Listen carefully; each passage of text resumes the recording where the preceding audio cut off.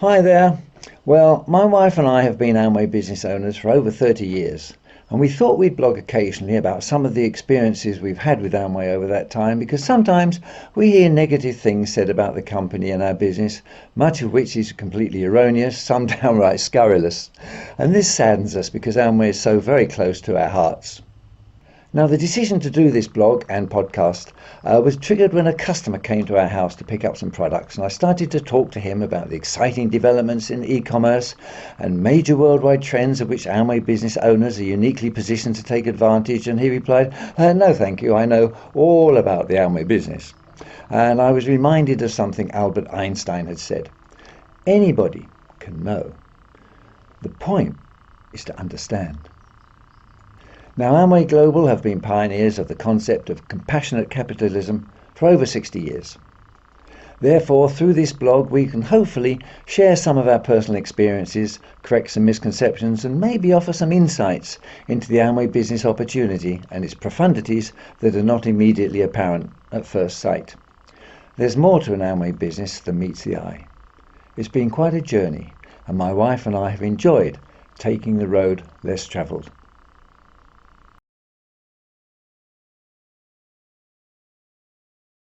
Hi there again. Well, we're going to call today's episode Amway, the Professional Worriers.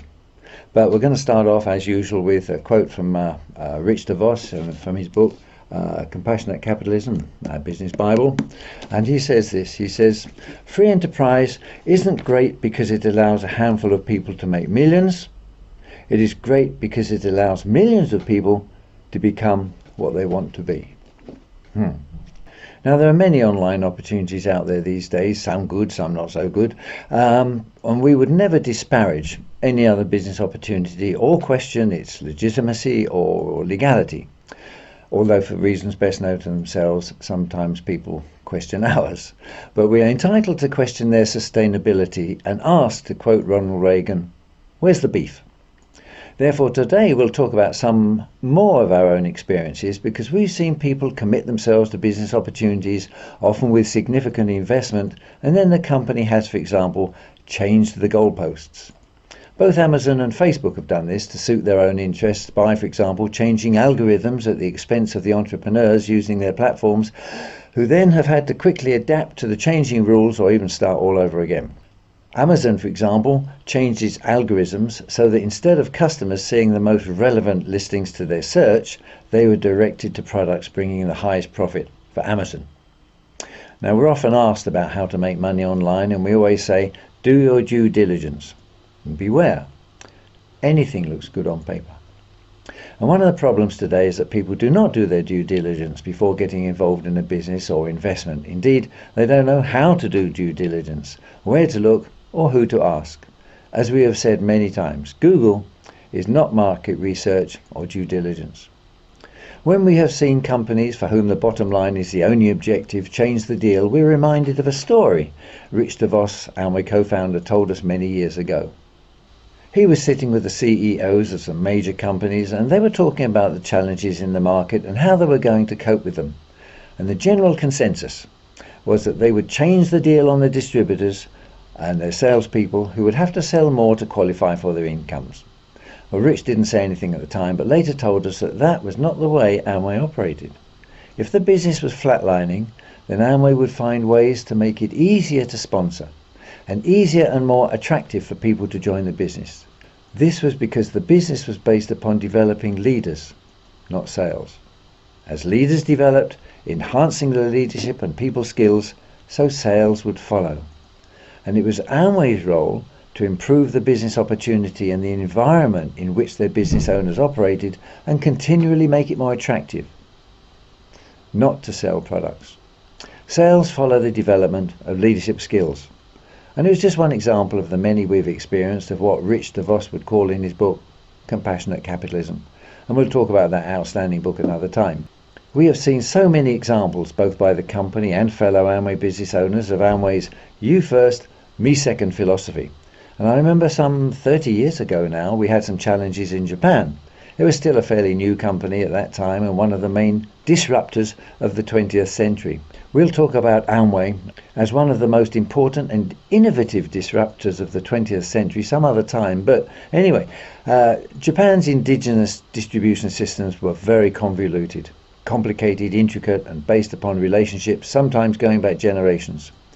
And Amway's business model, of course, circumvented them and therefore disrupted them. So, of course, like all countries where Amway sets up business, local entrenched interests opposed us strongly, conducting various lobbying activities and attempting to denigrate us in the media. There was concern amongst the ABOs about the future of our businesses there. Of course, we needn't have worried, but the CEO at that time, Rich DeVos, came over and spoke to us all, and we will never forget his speech. He said two things we have never forgotten, and which have stayed with us all these years. Rich DeVos said, look, we at Amway, we are professional worriers. We worry about product quality. We worry about delivery. We worry about public perception of our company. We worry about ensuring you're paid your bonuses on time and that they fairly represent your efforts. We worry about the long-term future of all your businesses and of the company, and about ensuring that the Amway values and principles are passed on intact to your children and beyond. We worry about everything. We worry for you. So don't worry. So after that, we never ever worried again and just got on with the job. And the second thing Dick said was, remember, if there are ever any issues you cannot get resolved locally, if you come to Ada, there will always be a member of the family there to speak to you. And that really made a huge impression upon us, because we were still quite new in the business at that time, and it clearly illustrated the true family nature of our business. No shareholders. After that, our trust and confidence in the company was cemented for good. We really didn't have to worry at all, of course. Amway Japan today is a billion-dollar company with a 13-story headquarters in the heart of Tokyo, 7 or maybe 800,000 ABOs, several crown ambassadors, and even a double crown ambassador. And concerning Amway being a family business, we were once at a speech by Rich DeVos with about 30,000 ABOs in the venue, the magnificent Tokyo Dome. He told us there were 13 members of the two families, including grandchildren, sitting in the front row of the audience listening to him. Our heritage is safe. Rich once said, we are the inheritors of a tradition. When the DeVos and Van Andel families inherit the Amway business, they inherit it as a sacred trust. Those are Rich DeVos's words, a sacred trust. Well, both Rich and Jay have now passed on, but there are about 40 members of the two families, some from the third generation, now accepting the obligations of that tradition and actively involved in the organization. About 30 of them were at Amway's 60th anniversary in Las Vegas in 2019. Now, this is extremely important. Amway will always be a family-run business. And I'm reminded of a speech Rich DeVos made to us in Hong Kong once, where he told us the story of the Hong Kong business. Now, Amway's first overseas venture was Canada. Then it opened up in the UK and Australia. And Rich and Jay then decided to open in Asia, and Hong Kong was an obvious choice. So they set up an office there and established a distribution system, but the networks only grew very slowly. Very slowly. And apparently there were some voices in Ada who said that maybe things were different in Asia and they should change the sales and marketing plan for Asian people. But Rich and Jay were adamant and said, no, we will be patient, we will wait. And they insisted the Amway business opportunity was based upon strong, stable and properly structured platinum businesses, then known as direct distributorships, which had been built with integrity and in accordance with Amway's guiding principles and values, and they would wait. And they waited and waited. And all the time they had staff, stock, premises, overheads and red figures. And they waited 7 years for their first direct distributor. Well, after that, the business expanded exponentially. It was a springboard into mainland China, and of course, there were crown ambassadors in both Hong Kong and China today. And Rich asked us from the stage, do you think that we could have waited with all those overheads and no profitability for 7 years in Hong Kong if we had had shareholders? But you see, we were not in Hong Kong to sell products. We were there to help people take control of their lives, to improve their condition. And we knew they were there, just like they are everywhere. We just had to provide the opportunity, create the proper environment, and wait. Amway today has incredible manufacturing facilities in China, including the magnificently designed multi-million-dollar Amway Botanical Research Center, studying traditional Chinese medicines and phytonutrients for its Nutrilite brand of food supplements, the world's #1 brand. Here it is, the world's #1 brand of food supplement.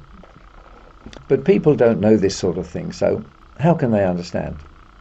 Well, that's enough for this time round. In the next blog, we'll talk about Amway and pyramids, a rather silly topic, really, after all these years. But let's get that sorted out once and for all.